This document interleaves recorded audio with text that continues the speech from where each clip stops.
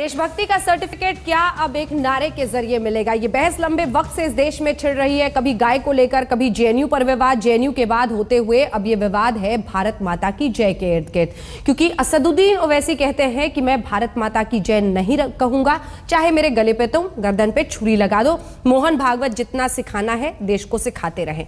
इधर जावेद अख्तर साहब आज राज्यसभा में उठे और कहा भारत माता की जय बोलूंगा। 3 बार नारा लगाया, मोहल्ला छाप नेता बता दिया असदुद्दीन ओवैसी को और कहा यह सिर्फ मेरा कर्तव्य ही नहीं अधिकार भी है। अब सवाल यही कि इसे क्या सियासी नारा बनाया जा रहा है? इधर उन्हीं के पार्टी असदुद्दीन ओवैसी की पार्टी के विधायक को निलंबित कर दिया गया क्योंकि भारत माता की जय बोलने से उन्होंने इनकार कर दिया। सभी खास मेहमान हमारे साथ बने हुए जिनसे हम चर्चा कर रहे हैं। संबित पात्रा जी, चूंकि आपकी बात मैंने बीच में रोक दी थी, उस वक्त मैं चाहती हूं कि आप जवाब दें। जो फहीम बेग साहब कह रहे हैं और एक इस तरह की राय है कि वो कहते हैं कि देशभक्ति क्या सिर्फ देश को मां बोलकर ही तय की जाएगी? देखिए, कोई नहीं कह रहा है कि देशभक्ति केवल देश को मां बोलकर ही तय की जाएगी। हाँ। मगर जिस प्रकार से एक प्रोवोकेटिव थॉट को ओवैसी साहब रख रहे हैं, उन्होंने क्या कहा? उन्होंने कहा कोई छुरी भी मेरे गर्दन पे रख दे तो भी मैं भारत माता की जय नहीं कहूंगा। इसको कहने के कई और तरीके थे। आप देखिए, यह भी लिखा नहीं हुआ है कि जब जन गण मन गाया जाए तो खड़ा होना है, मगर हम सब खड़े होते हैं क्योंकि ये विश्वास का विषय है। कल को ओवैसी साहब कहेंगे मैं तो खड़ा नहीं होऊंगा क्योंकि जनगण मन पे खड़े होने के लिए तो कॉन्स्टिट्यूशन में लिखा नहीं है, फिर क्या हम डिबेट करेंगे? मैं तो ओवैसी साहब से और उनके नुमाइंदों से ये पूछता हूं कि कॉन्स्टिट्यूशन में ये कहां लिखा हुआ है कि 15 मिनट के लिए पुलिस हटा दीजिए फिर देखिए हिंदुओं का क्या होता है? कहां लिखा हुआ है कॉन्स्टिट्यूशन में? ये बड़े वहां छाती पीट पीट के ये भाषण दे रहे थे। मैं आपको बिल्कुल 2 टूक शब्दों में कहता हूं, ओवैसी साहब ऐसा क्यों कह रहे हैं मुझे क्षमा करिएगा, मगर ओवैसी साहब जिन्ना के अब्बू बनने के लिए इस प्रकार के शब्दों का प्रयोग कर रहे हैं। संविधान में तो ये भी नहीं लिखा ना, चमकाने के लिए वो संविधान में तो सर ये भी नहीं लिखा कि बात बात पर सबको पाकिस्तान भेजिए। नहीं, पाकिस्तान कौन भेज रहा है? पाकिस्तान कोई भेज नहीं रहा है। वो हिंदुस्तान की टुकड़ी अलग करने की कोशिश, हिंदुस्तान की एक और टुकड़ी अलग करने की कोशिश और उसकी सियासत करने में वो हमारे भाइयों को, जो मुस्लिम भाई हैं, उनको बांटने की कोशिश कर रहे हैं। मगर मैं बताता हूं, मेरे भी जो मुसलमान दोस्त हैं उन्होंने मुझे आज बताया कि ये ठेकेदार ना बने मुसलमानों का। एक सेकंड संबित जी, चलने वाला है। एक सेकंड, फहीम बेग साहब यहां बैठे हैं, वो कह रहे हैं कि भारत माता की जय मैं नहीं बोलूंगा, मैं जय हिंदुस्तान, हिंदुस्तान जिंदाबाद बोलूंगा। आपकी नजर में ये सही है या गलत है? मैं इसका उत्तर देता हूं। देखिए, चाहे फहीम बेग साहब हो चाहे ओवैसी साहब हो, मैं भारत माता की जय नहीं बोलूंगा बोल बोल के 4 बार बोल चुके हैं। कल अपने भाषण में ओवैसी साहब भी नहीं बोलूंगा करके 2 बार भारत माता की जय हमारे आंखों के सामने बोल दिया। सर घुमाइए मत, अगर ये हराम होता है तो वो बोलते ही घुमाइए मत। एक सेकंड, घुमा नहीं रहा हूं। आप कह रहे हैं कि आपको ओवैसी के तरीके पर एतराज है, ठीक है। ओवैसी साहब को 1 सेकंड के लिए साइड में रख दीजिए। मौलाना अंसार रजा, फहीम बेग साहब दोनों कहते हैं कि मैं बोलूंगा लेकिन मैं भारत जिंदाबाद बोलूंगा, हिंदुस्तान जिंदाबाद बोलूंगा, मैं भारत माता की जय नहीं बोलूंगा। सही हूं मैं? ठीक। आपको एतराज है? दोनों गलत है? नहीं, हमें कोई ऐतराज नहीं है। देखिए, भावना किस प्रकार की भावना व्यक्त करने का विषय होता है। किस प्रकार का भावना अभी ओवैसी साहब ने रखा वो हमने देखा। गर्दन में छुरी रखोगे तब भी मैं भारत माता की जय नहीं कहूंगा। नहीं, इस बार सीधा जवाब दे दीजिए संबित जी। और मेरा तीसरी कोशिश कर रही हूं सर, तीसरी कोशिश। क्या ये देशभक्त है या देशद्रोही है? 1 सेकंड सर, देशभक्त है या देशद्रोही है? देखिए, चंद दिनों पहले जनगण मन पर भी कुछ लोग खड़े होने से ऐतराज कर रहे थे। आप फिर कहीं और ले जा रहे हैं सर आप कि वो देशद्रोही है या देशभक्त? फिर आप कहीं और ले जा रहे हैं। देशभक्त या देशद्रोही? सुनिए, देशभक्त या मेरे सवाल का जवाब दीजिए ना सर। चंद शब्दों में डिफाइन नहीं। सर देखिए, स्पष्टता। आप मुझे अगर 5 लाइन बोलने देंगे? नहीं सर, 5 लाइन नहीं सर, 5 लाइन बोलने दीजिए। सोच में स्पष्टता कितनी है आपकी, यही समझने की कोशिश कर रही हूँ। बिल्कुल स्पष्टता। आपको देश परखेगा इस बात पर। आप सत्ताधारी पार्टी के सबसे मुखर प्रवक्ता हैं, तो संबित पात्रा जी मुझे बताइए, ये दोनों यहां पर बैठे हैं, कहते हैं मैं हिंदुस्तान जिंदाबाद बोलूंगा, जय हिंद बोलूंगा, मैं भारत माता की जय नहीं बोलूंगा। क्या ये दोनों गलत हैं? सीधा जवाब। देखिए, पहली बात तो है, ये गलत और सही 10 सेकंड में प्रमाणित नहीं किया जा सकता है। मैं इनको देशद्रोही सवाल कराची कुछ और दूसरा पूछ मैं नहीं लीजिए। कहूंगा कि बच- हमारे फहीम आप बेग सवाल साहब दूसरा या पूछ मौलाना लीजिए। साहब मैं देशद्रोही हैं, शामिल मगर होना चाहता हूं, मैं अगर एक आपकी इजाजत हो डेमोक्रेटिक तो। कंट्री में डिबेट जरूर करूंगा कि क्यों नहीं कहेंगे आप मेरे भाई, आप जरूर कहिए। ना, वो क्योंकि आप डिबेट मत बड़े-बड़े कीजिए। लोग हैं अपने राकेश जी समाज से के, भी यही सवाल पूछ अपने लें। समाज के देखते बड़े हैं, लोग हैं। देखते हैं, राकेश जी से मत आपके पूछिए। कहने से राकेश जी। आपके कहने से बहुत बड़ा मैं संदेश कहता हूं पूरे सर, समाज मैं में जाता पूरे है। देश को आज घुमा आप रखा है समझिए, समझिए। आज आप समझिए, मैं एक चर्चा सवाल को पूछ रहा हूं, संबित अंत जी, कर रहा हूं, 10 सेकंड दे दीजिए। संबित जी, मौलाना ठीक है, वो साहब पूरी मुझे कर लें 10 अपनी बात, सेकंड दे इसका दीजिए, फौरन। फिर आप पूरा समय कहिएगा। हाँ। 10 सेकंड दे। ठीक है, देखिए यहाँ सब मौजूद लोग बैठे हैं, आप इनसे पूछिए 1947 में, 1942 में, 44 में वंदे मातरम का नारा मुसलमान भी लगाते थे, कोई ऐतराज उनको नहीं था। मगर आज 2016 आते आते वंदे मातरम नहीं कहेंगे, ये ऐतराज कौन लाया? बड़े बड़े जो मुसलमान गुरु बने हुए हैं, मौलाना साहब जैसे, ओवैसी जैसे, उन्होंने ये एक जहर घोला उनके मन में कि वंदे मातरम नहीं कहना है। चलिए, अरे हो गया इस्लाम हो तो तो उससे छोड़ पहले भी दीजिए था, उसको। वंदे मातरम तो गलत तब बात है, 60 ऐसा कोई कहीं कुछ 40 टाइम कम दशक होता है में ना, इनके मुसलमान पास भाई थोड़ा हमारे सा कहते समझता थे, सब लोगों की उस समय अपनी हराम बात नहीं हो होता जाती है, था, आप ही ये बोलते रहेंगे तो 2016 में हम लोग हराम क्या क्यों हो गया? यही तो मैं पूछ रहा हूँ, ये क्या देश को पुनः राकेश जी। बांटने की साजिश नहीं हो रही है? ठीक है, ठीक है, आपने अपनी बात कह ली। राकेश जी देखिए, एक सेकंड सर, ये दोनों देशद्रोही हैं। देशद्रोही मैं नहीं मानूंगा, हाँ। लेकिन मैं इतना कहना चाहूंगा कि भारत माता की जय एक सामूहिक चेतना का प्रतीक था। सुन लीजिए बात, मैं आप भी इसको बच रहे हैं। नहीं, बच नहीं रहा हूं।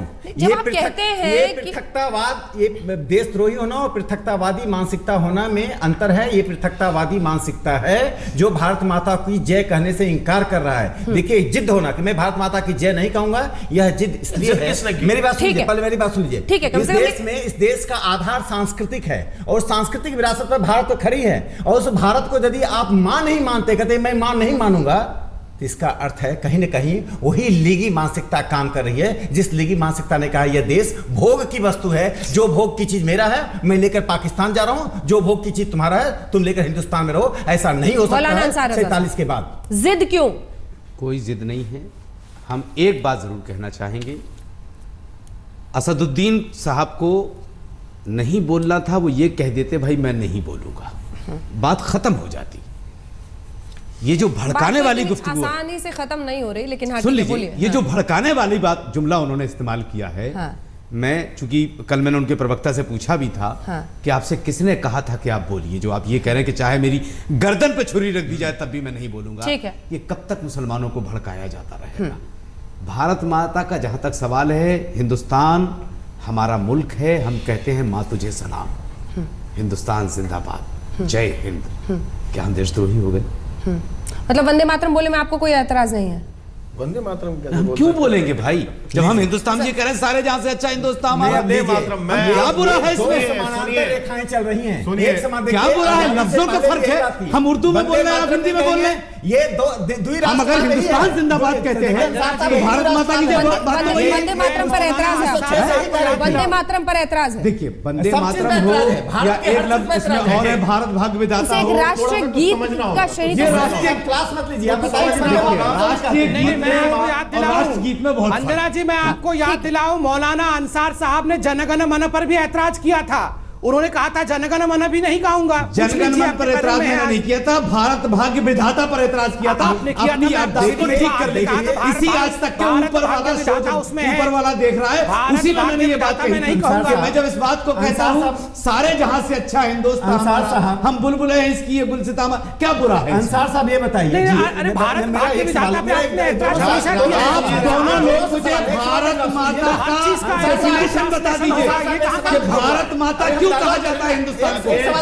वो बता दीजिए मुझे। आपसे एक रिक्वेस्ट है, अब निक्कर से पैंट पे आ गए हैं, कुछ सोच भी तो बदल निक्कर लीजिए। आपके लिए छोड़ दिया, कुछ निक्कर सोच आपको बदल पहनानी है। लीजिए। अरे, अभी भी वही आप ये देखिए, ये अलगाववाद लैंग्वेज देखिए, ये की- लैंग्वेज देखिए, डिस्कोर्स का लैंग्वेज नहीं है। राकेश जो सिन्हा वैसे बोल रहा है, साहब, वही आप बोल रहे हैं। राकेश सिन्हा सियासत साहब छोड़िए। बहुत समझदार आदमी है, लेकिन आप मैं बड़ा पढ़ा लिखा मैं मानता हूँ मत क्यों आपको। कर रहे हैं? आप मुझे भारत संबित माता की पात्रा जी से- डेफिनेशन बता दीजिए इंटरनेशनल हाँ, जगह सुन पर। लीजिए, मैं जी बताइए। चुप हो जाए। हाँ। देखिए, भारत माता का मतलब ही यही है कि भारत के एक सांस्कृतिक राष्ट्र पुरुष है, और उस राष्ट्र पुरुष को हम माँ के रूप में देखते हैं। बाकी राष्ट्रीयता पुरुष को कैसे आप माँ के रूप में देखते हैं, वही मैं समझना चाह रहा हूँ। राष्ट्र के भूमि और पुत्र, भूमि और ये पुत्र, स्त्रीलिंग और पुल्लिंग जो है, सुन लीजिए, ये कौन डिसाइड करेगा? आप मेरी बात सुन लीजिए ना। और मैं एक बात पूछना हाँ, चाहता हूं, भूमि और हिंदुस्तान कहते हैं, आप इस सवाल इंडिया कहते हैं, क्या बुरा है? मैं संबित जी से और राकेश जी से एक सवाल करना चाहता हूं। इस भारत माता के टुकड़े हरियाणा में अभी कुछ दिन पहले हुए, चीथड़े उड़ाए गए, तब ना आरएसएस सामने आए ना भाजपा सामने अरे आई। महाराज, अभी कुछ दिन पहले आप इस कानून भारत व्यवस्था माता को देश के तोड़ने की बात कर रहे हैं क्या? आप इस भारत माता के इस भारत माता के सपूतों को जलाने की बात कही, मैं लेकिन कई उत्तर देना सहयोगी चाहूंगा। ठाकरे ने तब उसके लिए आगे नहीं अब आए। आप उत्तर सुनेंगे? अगर एक आदमी कहता है कि जला दो, मार दो, और उसके अनुयायी आप कहोगे वो जला भी रहे हैं, वहां पर इनकी जबान नहीं खुलती। मगर एक विशेष समुदाय का कोई भी व्यक्ति अगर कोई बात संबित कहते हैं, जी, तो ये तलवारें निकाल देते हैं, संबित देश को जी बांटने की बात करते और हैं, राकेश देश को सिन्हा बांटने जी, की बात करते हैं। मैं दोनों लोगों से एक बात पूछना चाहता हूं, उत्तर राकेश ले सिन्हा लीजिए, साहब उत्तर से, ले डॉक्टर लीजिए। संबित पात्रा साहब से। मैं यहां बैठा हूं कि आप अच्छा, आप दोनों इतना लोगों को प्रश्न मेरी पूछेंगे, फिर उत्तर भी नहीं देशभक्ति लेंगे। पर कुछ शंका है क्या? मैंने क्या कहा? यदि पृथकतावादी मानसिकता क्या होती है वो? सुन लीजिए, मेरी बात सुन लीजिए ना जी। यदि आप कहते हैं वंदे मातरम हम नहीं कहेंगे, हम देखिए, धर्म में जा रहे हैं, आप धर्म को आप ऐसे न जोड़िए। की बात कीजिए ना। जब हम ये कह रहे आ रही हैं उसके बाद सारे संबित जी आपके पास आ रही हूं। एक सेकंड राकेश जी, तो आपने कहा था कि भुगतना पड़ेगा अगर नहीं कहेंगे, तो इन जैसे लोगों को भी भुगतना क्या भुगतेंगे पड़ेगा भाई? हम और ये क्या भुगतना धमकी दे क्या रहे हैं होगा? आप? भुगतना पड़ेगा, धमकी नहीं होती है, भुगतना पड़ेगा जो आपको सामाजिक रूप नहीं, क्या से- धमकी आप दे रहे हैं? क्या धमकी दे रही है? सामाजिक बहिष्कार का हम इस सामना बात को करना समझ रहे हैं कि पड़ेगा। भारत के मुसलमानों यदि को आप धमकी दे रहे हैं। वंदे मातरम आपने गाएंगे, क्या होगा इसका परिणाम? क्या वंदे परिणाम मातरम होगा? क्यों नहीं गाएंगे? क्या परिणाम होगा? क्यों नहीं बताइए। गाएंगे? परिणाम क्या होगा? क्या बताइए ना, परिणाम क्या होगा? कहे जाएंगे। परिणाम क्या होगा? ठीक है, एक क्या परिणाम होगा? एक सेकंड, वक्त की कमी। ठीक है, आपने अभी बात जल्दी से संबित जी अपनी बात, उसके बाद मैं आ रही हूँ सर, जल्दी से संबित जी, जल्दी से अपनी देखिए, बात। मैं एक दिल की बात कहूंगा। आप दिल की बात कहूंगा, दोनों हमारे अंसार भाई और फहीम बेग भाई बुरा ना माने। आप देखिए 1947 से पहले जिन्ना साहब, महात्मा गांधी, जवाहरलाल नेहरू इसी प्रकार बैठ के विमर्श करते थे। आप भाई थे, वो सब आपस में भाई थे। मगर आप देखिए किस प्रकार जिन्ना साहब के एक विकृत मानसिकता के कारण आज हिंदुस्तान के मानचित्र में विकृति आ गई है। डर लगता है ओवैसी जैसे व्यक्ति से कि लगता है क्या इस हमने प्रकार की सपोर्ट किया क्या विकृति जिन्नावादी पूरा को? हिंदुस्तान के मानचित्र में विकृति ना ला दे। सर, डर लगता है। हाथ जोड़ के बोल रहा हूं, इस भारत मां को हम सबको सम्मान देना होगा।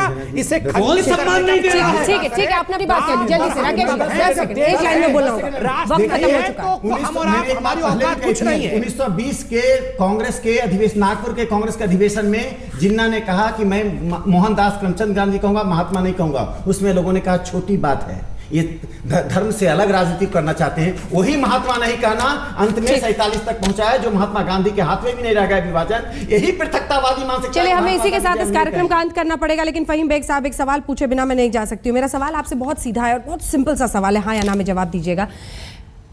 आप कह रहे हैं कि देश बहुत बड़ा है आपके लिए और देश के लिए आप जान कुर्बान करने को तैयार हैं, आपके पूर्वजों ने किया है। क्या उस भक्ति में, क्या उस प्रेम में शर्त रखने की जगह होनी चाहिए कि मैं ये नहीं बोलूंगा, मैं ये तो बोलूंगा लेकिन यहां नहीं बोलूंगा, मैं वो तो बोलूंगा, ये नहीं बोलूंगा? शर्त होनी चाहिए, हाँ या ना? बिल्कुल शर्त नहीं होनी चाहिए। नहीं होनी और चाहिए ना। देश बहुत बड़ा होता है। जो रिश्ता है वो दिल से है और खून से है। देखते हमारे रहिए तो खून से है। देखते रहिए कौन लगाएगा? दिल का। देखते रहिए आज। और अब अगली खबर का रुख करेंगे। देहरादून में घोड़े पर विधायक की बेरहमी की तस्वीरें सामने आई हैं। विधानसभा घेराव के कार्यक्रम में घुड़सवार पुलिस के रोकने पर बीजेपी विधायक गणेश जोशी इतना भड़क गए कि घोड़े पर लाठियों से हमला। पैसे वाले बाबू मेरा बजट बना दो, पैसे वाले बाबू मेरा बजट बना दो, बजट बना दो, बजट बना दो। पैसे वाले मेरा बजट तू